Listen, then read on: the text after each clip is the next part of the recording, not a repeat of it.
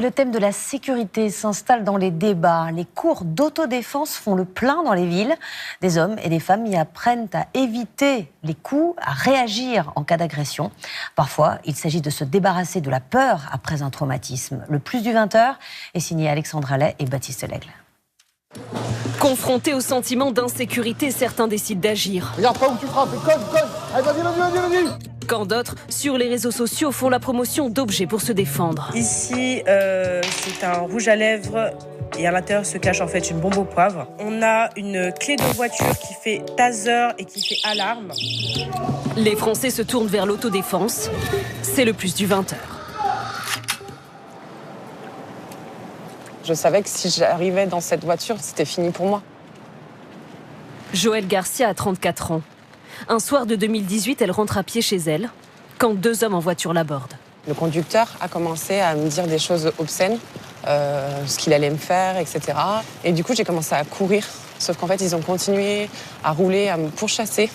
Devant son immeuble, tétanisée, elle met du temps à ouvrir la porte d'entrée. Ses agresseurs en profitent. Le conducteur est sorti de la voiture.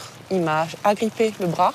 Et en fait, m'a tiré pour me mettre dans la voiture. Du coup, j'ai vraiment eu une angoisse assez importante. Désolée, le fait d'en parler, ça me... Voilà. Et du coup, j'ai eu le temps d'arracher le bras. Je ne sais pas comment j'ai fait. La jeune femme vient d'échapper à une tentative de viol.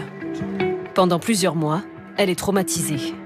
C'était vraiment une angoisse, en fait, d'être dehors. Et je comprenais pas pourquoi je devais vivre ça, en fait. Du coup, à force, en fait, je me suis dit, il faut que ça soit moi qui me prenne en main et qui me défende. À la tombée de la nuit en plein cœur de Paris, nous la retrouvons en plein cours d'autodéfense. Pourquoi tu me regardes comme ça, là? Il y a un problème, quoi. Restez à la distance, s'il vous plaît.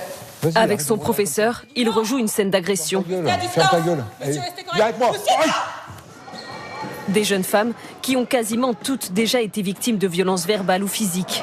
Et qui, peu à peu, n'ont plus peur. Je me sens beaucoup mieux déjà, ça donne plus confiance en soi. Et on apprend vraiment à gérer tout notre environnement. J'ose déjà tenir tête, quand avant je baissais les yeux et je passais mon chemin. Ces cours, organisés 2 fois par semaine, à 350 € l'année, sont un mélange de différents arts martiaux. T'es comme ça, t'es face au bac, boum, ça approche, t'es là, il approche, boum. Et ils sont en plein essor. Chaque année, il y a une trentaine d'élèves en plus. Plus on répète les mouvements et plus rapidement on aura des réflexes pour se défendre le cas échéant dans la rue si on est agressé ou pour même défendre quelqu'un qui se fait agresser. Leur instructeur, Laurent Hennequin, est un gendarme toujours en exercice. Il leur enseigne à rester dans le cadre de la légitime défense. Il faut survivre physiquement, mais aussi être capable de survivre pénalement. Être capable de justifier ce qu'on a fait, pourquoi on l'a fait. Parce que les gens se défendent, mais se défendent de manière disproportionnée. Et après se retrouvent à s'expliquer devant un magistrat.